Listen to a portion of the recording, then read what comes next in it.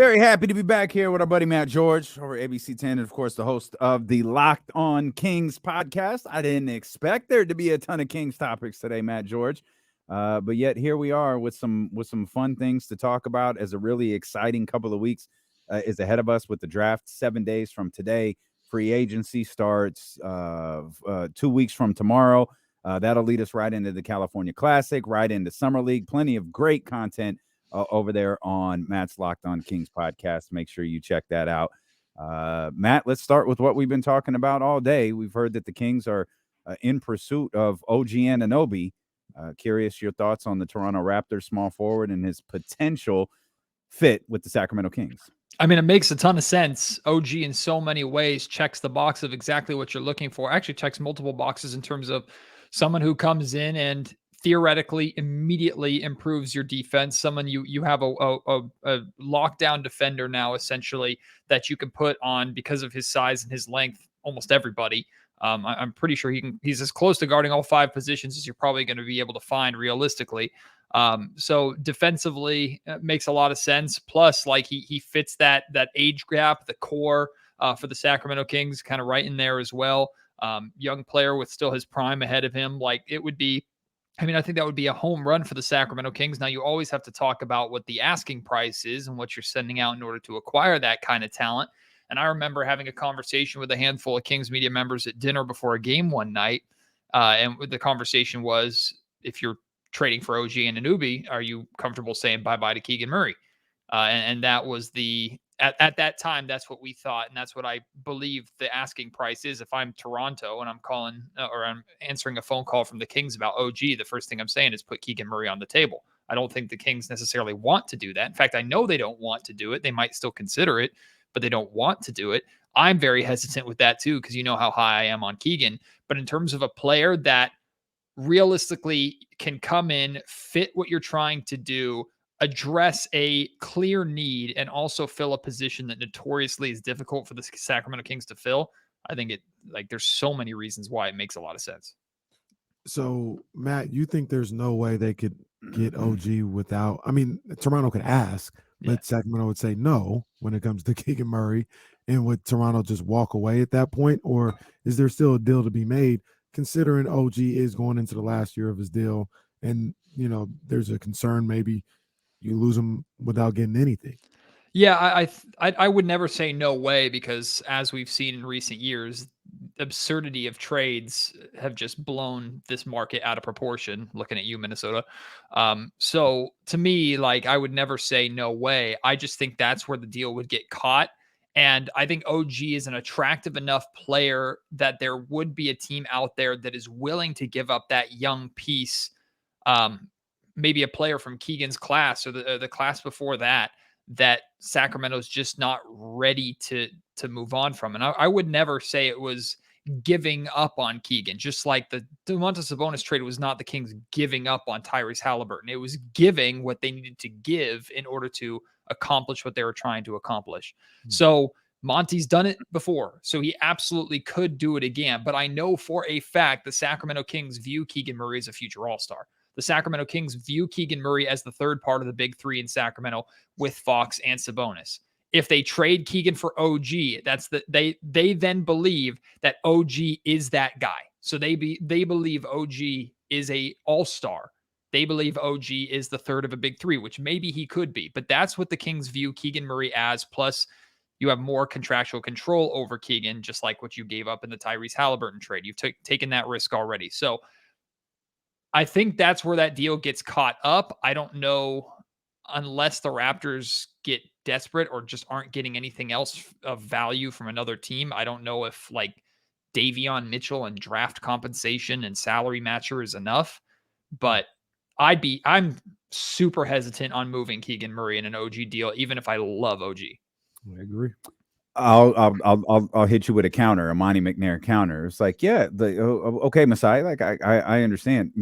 Keegan would have been a fair asking price last February. He's not now. Like we want OG Anunoby, and we're willing to make a deal for him, but you've lost a lot of leverage by allowing this to go into the offseason. You're going to have suitors, but those suitors are going to be telling you the same thing they're telling me.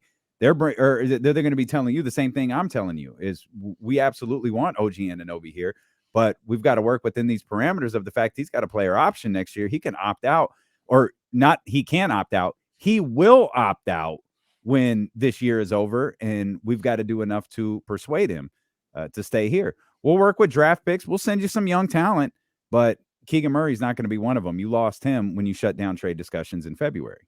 See, I love that, D'Lo, because I think the context of where the Sacramento Kings are is extremely important. I think sometimes we lose that context from the Sacramento perspective because we want the Kings to get better, right? Build upon what you did, go from good to great, right? Like let's build upon it. Let's actually win a playoff series next year. That's what we're all feeling. We're all feeling that excitement and the pressure that comes along with now the expectation to succeed. I think the outside perspective on the Sacramento Kings is, yeah, they run this core back a year together. Yeah, they good. Like let's see what else they can do now that they've had more than a calendar year together. People forget this team has been together less than a calendar year. They got together. They started getting together and playing together in September. If you're talking training camp, maybe a little before that for the scrimmages that the players held in the practice facility on their own. Like this group hasn't even been together a year yet. So I look at the Bradley Beal situation, which I'm sure we'll get to with this context a lot too, but same thing with the OG situation. The Kings are not in a position where it's like, oh, we got to get OG. Like McNair's just signed a contract. He's sitting pretty. Like the Kings are sitting pretty knowing where they are. They would love to improve and address their needs now, but I always stay consistent with who Monte McNair has said he is and who he has shown to be his entire career here in Sacramento, which is he's patient. He waits for the right moves and he wants to maintain cap flexibility. So he's going to patiently wait for the right time to pounce, even if that means a talent like OG not being available anymore and going to another team. And he's not going to make moves to ultimately cap himself out in the case of taking on like a massive contract from Bradley Beal, unless there is a sense of urgency to do so. And I just don't see that sense of urgency with the Kings right now. There's no need to at this point. Can I hit one more quick follow-up? Let's hypothetically say Keegan is included in this deal. I think that limits the other assets, be it players or draft picks, that accompany this trade. However, Keegan is included in the deal, but you're able to re-sign Harrison Barnes. Does that cushion the blow a little bit?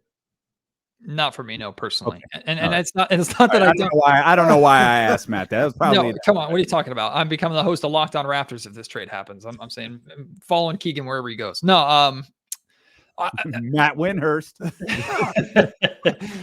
Hey, there it is. No, I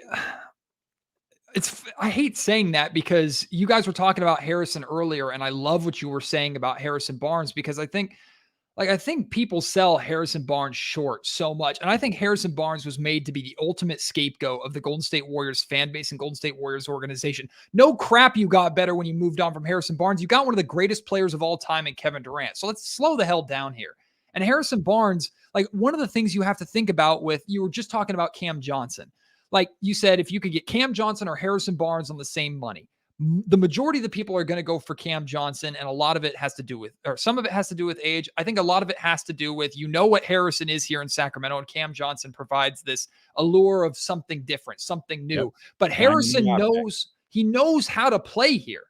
He knows what this team is about. He understands Mike Brown's system, even if he disappeared in Game 7. And I can add a list of players that also did not play well in Game 7 in Sacramento, even if he had a tough playoff series. I have complete trust in Harrison Barnes every single time number 40 suits up for the Kings. Complete trust. I know exactly. I don't know necessarily exactly statistically what he's going to provide, but I know he 100% knows what his job is. I'm not saying Cam Johnson or Bradley Beal or OG or whoever the hell you bring in can't be that. The expectations would be that they would be that if they're joining the Sacramento Kings, but I know I have that with Harrison. So I'm very hesitant still to give up on Harrison Barnes and to move on from Harrison Barnes. Like I'm extremely hesitant about that. So that answer to your question, D'Lo, made it sound like no, HB doesn't move the needle for me at all. That's more in the Keegan Murray sweepstakes, but I would be thrilled to have Harrison Barnes back. And I think people who simply react and you have a point, but I think people who simply say the Kings need to get better, they need to replace Harrison Barnes, I think that's just really knee-jerk and short-sighted at times. So here's a couple things. Number one, I agree with you. I'm not really interested in moving on from Keegan Murray. I don't think either deal, an OG deal or a Bradley Beal deal that we'll talk about in a second. Neither one of them, I'm going to be willing to give up Keegan Murray. So there's that. Number two, I obviously agree with you on Harrison Barnes. I like Harrison Barnes. I think that you can win, you can improve as a team and as a franchise with Harrison Barnes in the fold for sure. Here's the one thing that I'll push back a little bit on. It's not even pushback. It's just a thought. So you talk about Monty McNair being patient and waiting when the time is right to make a move. I kind of believe, and this is why you hear so much about Harrison Barnes not being here or questioning what you can do in free agency. I've laid this out before. This is the time to get better. Now is the time, and there's a number of different reasons for that, but the one that I always keep going back to is look at the team around you. Where are you going to get better? Like Fox ain't going nowhere. Keegan's not going anywhere. Sabonis isn't going anywhere. Herter probably isn't going anywhere, but he also has 3 years left on his deal. You know what I mean? So he's locked up for the next 2 or 3 years. This is your team, except for that one spot where if you feel like you can improve, now is the time. Being patient, you were patient the last couple of years. This is the time now to improve on that spot, because once whoever it is that you get, once you get them, that probably is your starting lineup and your team moving forward for the next couple of years. I don't think that's pushback at all, Kenny. I think what you said is absolutely 100% correct. And I think that's what Monty is going to ideally try to do. But it being the right time and actually getting the right deal done, both of those have to connect, right? It could be the right time, but the wrong deal, or the right deal at the wrong time. You need the right deal at the right time. And I think that's what Monty's ultimately looking for. And like, you don't want to have to wait until you're in a situation where so many teams, like, they build a solid core, solid foundation, and they're like right on the cusp, but they feel like, oh, I got to make one major move to try and get there. Sometimes it works, sometimes it doesn't. Then you have situations like the Denver Nuggets, who just proved, hey, you keep the right group together and believe in them long enough, you can make it there with little tweaks and little additions here and there. So for me, like, Monty has to make sure he's aware, and I know he is of this, but Monty has to take every move he's making this offseason into account when thinking about, you're going to pay Sabonis and you're going to pay Malik Monk next offseason. Like, is there any reason to believe Malik Monk isn't in the long-term plans of the Sacramento Kings? Nope, he better be. Yeah, he better be, right? Just for the Band-Aid sales alone. Like, Malik has to be a part of the long-term plan, and he's going to get paid more than he's getting paid right now, because Malik Monk is a bargain deal right now for being the sixth man for this roster, and as important of a piece as he is. Domas is getting the truck backed up for him because he's already on a deal. He's already underpaid for what he provides. De'Aaron's pay is coming up, but we don't really have to worry about that right now. Same thing with Keegan. If you think Keegan's going to be an all-star, be prepared to pay him like an all-star. So the move has to make sense with all of that. So I agree 100% with what you're saying, Kenny. Like, strike while the iron's hot right now. If there are teams moving in a separate direction and you can get a piece that a year ago nobody would have said is available in OG, like, yes, you absolutely pursue that, which is why your report doesn't surprise me at all. Yeah, make phone calls, be aggressive. But if it's the right move, but the wrong time, or the right time, but the wrong move, Monty has to be careful with that. And we've seen he's not afraid to stay patient. And sometimes that infuriates us. Here's one thing I'll say about Denver, because people talk about Denver as the model right now. Denver moved on from Paul Millsap, and I think Millsap is in a bit of a different time than Harrison Barnes is right now, but they moved on from him to go get Aaron Gordon, which is kind of a Harrison to OG type move potentially. But once again, not the same exact comparison, because I think Millsap was in a different point in his career than Harrison is right now. Well, and to be completely transparent, if you told me I could have OG Anunoby or Harrison Barnes, I'm taking OG. Like, that's not where the hesitation is. It's what are you giving up to get OG in addition to losing Harrison?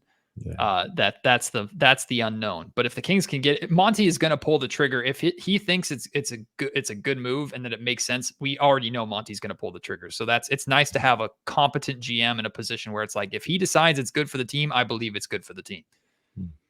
And you used a great word a minute ago, and I think this is something Kings fans could be really excited about. Is you use the term aggressive, and it feels like that the Sacramento Kings are being really aggressive. Again, it's great. Bradley Beal would waive his no trade clause to come to Sacramento, awesome. and we'll talk to that. I don't think Sacramento's pursuing Bradley Beal outside of a cursory phone call, check the temperature. Maybe they are. We have no indication but maybe they are. But the fact that they're out there, the fact that Bradley Beal, one of those upper echelon players, would say, "Yeah, I'd come to Sacramento for sure."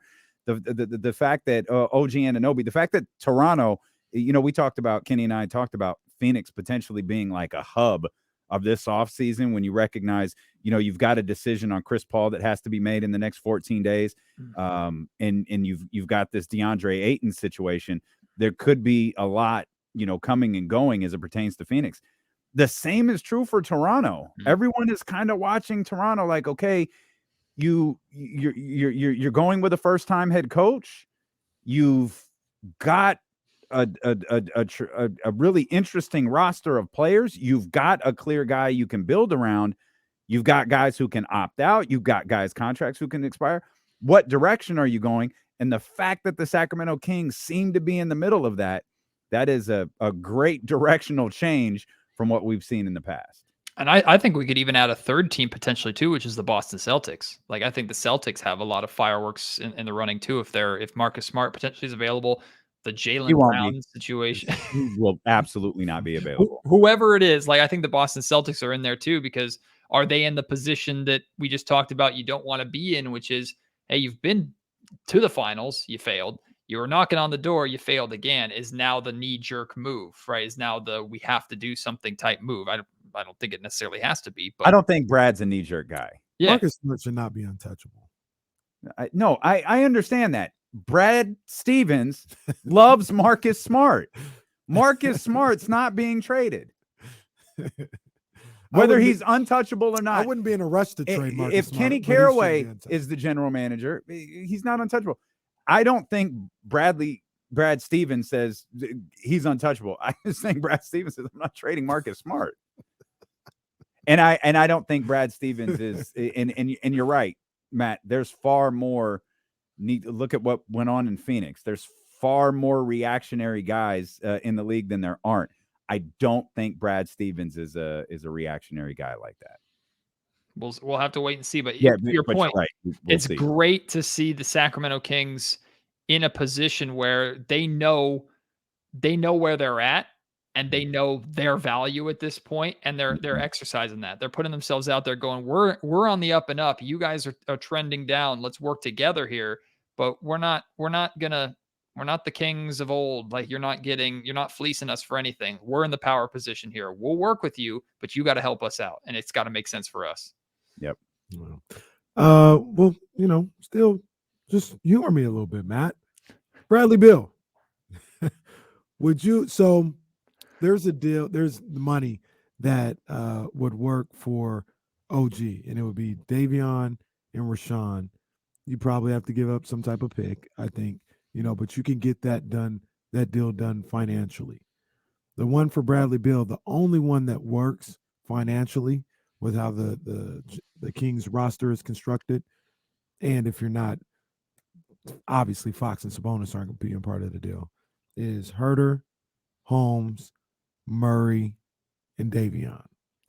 If you could find a way to take Keegan out of that deal, would you do it? For Bradley. So here's the thing, because I heard you talking about this earlier, and I agree with you. Like, we're not talking about a scrub. Bradley Beal's a good player. Like, he's a good player. But offensively, I know the Sacramento Kings are in a great spot. Now, it would have been better if they had better shot making in the playoffs against the Golden State Warriors, because they would have been playing the Lakers in that case. So I'm not saying the offense is unadjustable or unimprovable. The more like my gut reaction to signing Bradley Beal was, it's really cool that the Kings are involved, but I'm not interested. And I started thinking about it. And I was listening to your guys' show and looking at the money. Like financially, no, it's not our money. But again, the Bradley Beal signing or trade goes against everything to me that Monty McNair has done to this point, which is all about flexibility. And again, he does not have to make that move right now. He does not have to make that big of a swing if he does not want to. And I think if you're going to make that big of a swing and pay that much money for a player, I'm not saying it's guaranteed, but maybe you feel pretty confident about the fact that there's going to be another star available in the future who's not right now that maybe feels a little bit better for you. So I would not hate Bradley Beal in a Kings uniform. I just would not like what it would take to get him here and what it would take every year to keep him here. I just don't think it's realistic in a way that doesn't ask a lot of questions that could be concerning for the Kings. I get it. I understand. But the only thing I would say is at some point you're not going to have, if things work out the way you want them to, you're not going to have any flexibility. Well, that's what I was going to say. At some point, like Monty's Monty has been flexible for this, right. For this moment right here. Yeah. Whether it's, they're different, but whether it's Brad or OG, or you could throw Dame, you could throw all of these, big money players that are going to potentially be in the market here now and in the coming weeks. Like this is what Monty McNair has been doing. He's been setting up for this moment, like, and you were there, Matt. We've talked a lot about this today. He was definitive in that postseason press conference. We want to be a championship contender, and we have got steps to take to do that. We're still very, very early in this offseason, but it appears he's at least trying to take those steps. Whether he can make them, that's a different story, but he's taking those steps, or attempting to at least. I hope Vivek Ranadive knows, and I think he does. I think he knows he's on a one-way path to a luxury tax bill. Like I think he and like, okay, you want to win? You want to keep a core together? Like that might be what you have to do. Like I think the luxury tax is a foregone conclusion for the Sacramento Kings until they get to a point where they're paying so much for their top guys, and hopefully those top guys are so good that other guys are wanting to join them and are taking a pay cut to do so. And maybe that's how you can stay just under the tax line or limit that tax penalty as much as possible. But if we're talking about Fox being the star of a championship team, Domas being a close second, Keegan Murray being the big three, plus you add an OG, or you add a Bradley Beal, or you have Malik Monk and Kevin Huerter, who are really, really good pieces. Davion Mitchell maybe turns into a somewhat Marcus Smart level of defender. Hopefully that would be amazing. Like right there, we're over those 6 names. You're over the luxury tax. Like you're there, you're there now. So I think it's a foregone conclusion that the Kings are going to have to pay. And I don't think Vivek's scared of that part. I think it's making sure you're paying for the right group. And with Bradley, and I think you said something about this earlier, D'Lo, if Bradley Beal is the guy that you're bringing in, you're paying a championship salary. You're paying a championship payroll for a team that hasn't been there yet and still might not be there. Plus, there's injury concerns with Bradley Beal too. So I'm out on the Bradley Beal thing, much more interested in the OG thing. A lot of it has to do with my friends who are reporting it. But, what can I do? Well, you might not know this, but we had the Bradley Beal thing too. But that's okay. We'll talk about that later. We had it first too. Hey, I don't want to scoop all your. I don't want to scoop your heat, as our friend Chris would say. But you asked something earlier about Davion. Present that to Matt. Yeah, Matt. First of all, our owner's out here, Uncle V out here buying franchises. He ain't worried about no luxury tax. I hope not. Yeah, I hope not, because it's yeah. Here buying again franchises, baby. Again, we're entering unprecedented times here for these Sacramento Kings. Like this is just an entirely different world. But no, so like in both of the deals that we talked about, and a lot of these other deals that we talked about, we've had to put Davion Mitchell in there. And I think a lot of people are like, yeah, give him Davion, like it's without a thought, like Davion Mitchell. And I understand that, especially in the case of both OG or Bradley Beal, you have to give up something to get something. But man, I really like Davion Mitchell. I really like him as a ball player. I think he's whether he believes it or not, or other people, I think this is a perfect fit for him. This is a perfect situation for him here, being the backup point guard or the third guard, however you want to say it, fourth guard for the Sacramento Kings. But he's the team's best perimeter defender by far. He's probably the best defender on the team, period. I think he's getting better. I think his skills are improving. And this year coming up, understanding his role, I think he can flourish this year. Do you think we're too quick to just be ready to move on from Davion Mitchell? Yes, absolutely.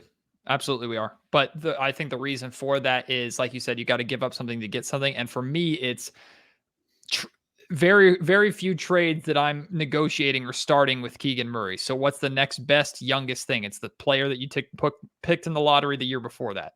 Yeah. Now, Keegan Murray and Davion Mitchell are on different tiers, so I understand this. But like, I think it's like the same way if you go into Trade Machine and Sacramento Kings fans are trying to make a trade on Trade Machine and they're looking for a big money player. The first person they click on to put in that deal is Richaun Holmes, right? It's like, there's that money. I'm making it work. But context is important. Richaun has negative value because of that contract. So we're absolutely too quick to move on from Davion Mitchell. And I don't think there's any reason to believe the Sacramento Kings want to. Why? Like, Davion Mitchell is, I think James, was it last week? James was on the show with you guys and James was talking about how Davion is also emerging as a leader on this team. I think James was talking about how he's the listener leader. So he's growing as a leader. He's already in that perfect age group with being an older prospect. He's only going into his third season, and he is the guy in the playoffs that you're sticking on Steph Curry. Like, I know, I don't know. One of the questions that I had with game 6 and 7 is why the Kings backed off on that a little bit and played Davion Mitchell less and less, because I thought before Keegan got going that Davion was the third best player for the Sacramento Kings during the playoffs, with how hard he was working. We know Davion has to improve as an offensive player, but I know Davion knows and accepts his role. I know for a fact Davion Mitchell is loved by the Kings coaching staff and by Mike Brown in particular. Mike Brown can challenge him just like he challenges all his point guards, and Davion will take that challenge. I witnessed it in person. So, like, I don't think there's any reason to believe the Sacramento Kings want to move on from Davion Mitchell. But the reason why he's thrown into all these trades is this sounds horrible, he's the easiest good guy to move on from. Yep. Yeah. That's 100% what it is. And it's a, the thing I get stuck on with those draft picks is, or with, guys that were selected, not the number 24, but Davion, and you really rolled the dice with Tyrese, right? Yep. And you made that deal, and it's clearly put this franchise in a significantly better position. Unless, of course, you're Bonte Hill, then you still think they stink. But other than that, other than Bonte and Nate Jones, you believe that this team is in a much better position. And the one thing I can't help think about in these conversations, and I understand they're conversations that you have to have, is, are you really willing to do that again? Now, I don't want to discount Davion. I think Davion is very good. I love having Davion here. It feels like Keegan is a little bit closer to the Tyrese class of rookie than Davion has been able to be here in Sacramento, and to roll the dice on that again, man, that feels risky. But yeah. I guess that's what this game is. I guess that's what it is when you're the general manager of a team. You've got to, if you want to be a champion, you've got to take risk. Like I think the Aaron Gordon, Paul Millsap thing that you brought up a minute ago, I think that was a great comp. Sticking with Jamal Murray, it's what Denver had to do to get where they got. The Toronto Raptors had to move on from DeMar DeRozan to get Kawhi Leonard to become champions for a single season. Yeah. They became champions for a single season and then lost Kawhi Leonard, which something tells me they might not be terribly upset about given his current state. That's just me. But the point, Matt, is it's a risky move to do once. Then it works. It's risky to do it a second time and hope you get the same result. Yeah, the only security Monty McNair has is the contract that he just signed. And that's a lot of security. I mean, that's big security for him to know, okay, I can stay here and do my job. But like, the job of a general manager and the job of a front office is to take risk after risk after risk, while the people commenting and dragging you through the mud are speaking from a position of feeling like they know it all without having any of the consequences. So when Monte McNair makes a move and the three of us turn on the cameras and turn on the microphones and say that was stupid or that was brilliant or whatever, like we have no horse, we have no consequence in the race, as is seen by the amount of stuff that was said about how bad the Tyrese Halliburton Domantas Sabonis trade is. And at best, you're getting people to walk back to call it the most even trade in history. It's like you still won't give the Kings their props. Now you're saying it's even when you said that the Kings were doing malpractice or whatever. My point is, like, every single move that Monty makes is going to be looked at under a microscope, and kind of similar to Mike Brown's point all year long. Now that the Kings have broken the playoff drought, which to us was the Super Bowl, but to everybody else was step one, now the pressure is magnified tenfold. Now it's way harder to get from playoffs to championship or first round to Western Conference Finals, let alone NBA Finals, and then win the NBA Finals. So if Monty is going to move on from Keegan Murray, he better get it right. You only have one chance to get it right. And there's still some that aren't 100% saying that he has gotten the Domantas Sabonis, Tyrese Halliburton trade right, because Domas is not under contract yet. The second the Kings signed Domas to a contract, I'm saying hands clean. That is what it is. Like, Tyrese have an amazing career in Indiana. The Kings are totally fine. The Kings can sleep at night. So it'll be the same thing with Keegan. So if the Kings want to make that move, like, again, I trust Monty, Wes, that front office completely with the moves that they think they're going to make. But boy, that's a lot of coin flips to take with really, really, really good young players. You better have the results to back it up. Well, I mean, the reality is if Monty wants to solidify himself as the top flight GM and get this team to championship status, they have to move on from Domantas Sabonis. I can always tell when you're going to make a smart ass remark. There's just like something about your tone. There's something about your tone and delivery. This is what the people say. No, not the people. The person. That's what the person says. Have you heard any of that, Matt? Like, that's been floating around. That was all over Twitter. What did you say? Like 2 nights? Yeah. Two or 3 nights ago? Nate Jones, like, tweeted it out. Nate Jones, yeah, he's this out is there what it on was. Twitter and like sell a high bunch of people. Like a gang of people. Yeah, Domantas Sabonis has a bad playoff series, and granted, it was a bad playoff series, but now Domantas Sabonis is a horrendous player that the Kings need. Like, Domantas Sabonis is becoming, in certain Kings circles and to some like media members or just commentators who maybe don't have a horse in the race, what Harrison Barnes was to the Golden State Warriors after winning 70. Like, really, really, really good, but maybe you can get Kevin Durant, or it's his fault. You got to have a fall guy. You got, like, every single year we've tried to find a fall guy for something that went wrong. The Kings had an excellent season, and still it's Harrison or Domas or whoever, whatever you do with the team. Like, it's your fault. Get out of here. So every single year people do this with every single team. So I know it's not specific to Sacramento, but like, I can't wait for the regular season to start and for Domantas Sabonis to drop a triple-double in the first game of the season, because he's going to, or it's going to be a double-double by halftime. Everyone goes, oh, yeah, oh, we're fine. Or when the Sacramento Kings play a team not named the Golden State Warriors, and you think, okay, that team is going to know how to stop Sabonis because the Warriors did it and everybody was watching, and then Domas eats that kid for breakfast and is fine. Like, it's like, okay, we're good. Like, Domas he finished top 7 in MVP voting. He's almost a walking triple-double. Like, that, it's so ridiculous. I can't wait for Domas. What Kenny did to that sandwich earlier. Well, see, and it was a sandwich. Oh. I mean, I also figured out what else was going on at that time. Is there was the rejoiner was coming in. So I was dancing to the song. Interesting choice of don't dance words. like that again, yeah, bro. Please don't. Hey, we didn't get to talk to you last week. If you want to see the video, for those that just go to my Twitter account. No, do not go. I might have retweeted his, Alfonso's. Go only look at his OG tweet. Do not look at that one. Make sure you have your parental controls on, though. You don't want kids seeing it. Don't do this at work. You guys might have a new sponsor coming your way. You just might not be pleased with it. Well, I mean, not wrong. Not my entitlement. Not wrong. We didn't get to talk last week. I'm curious. Jeez. We'll report tomorrow. Zion Williamson interested in Sacramento. It's a Twitter video that got his attention. Like, yo, I heard about your sandwiches. Not this one. What was the feedback you got, Matt, on your recent Kristaps Porzingis episode of the Locked On Kings podcast? I don't remember it being overly negative. I remember people being like, "Nah, I'm good." That's Like, actually better than I expected. yeah, for most people were just like, "Nah, like I'm fine." But that came off of a question that I got from a listener because I did I don't know if I've talked to you guys since I did a exercise, which is hell to do. I tried to find 5 realistic and good sign and trades for Harrison Barnes, and it's impossible. Like, sign and trades are so freaking hard, especially in a position where you're trying to get better. It's next to impossible, which is why I left that episode going, sign Harrison Barnes, bring him back, forget about it. Like, it's not going to work. It's not going to happen.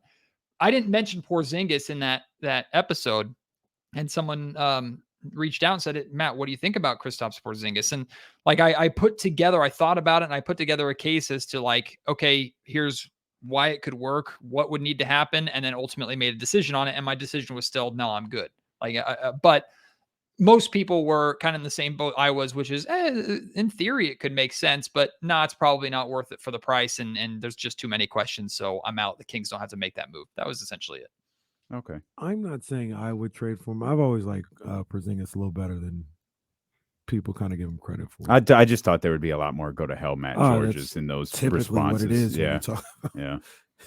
Porzingis invokes a reaction. There was there was a recent episode that I had that there was a lot of go to hell Matt Georges on it. There were a couple of them actually. One was talking about Draymond Green and how he would be a decent player for the Sacramento Kings, even if I don't like him. Oh, that was me. Oh, that was you? Okay. That was me that sent you the go to hell. Just call me next time.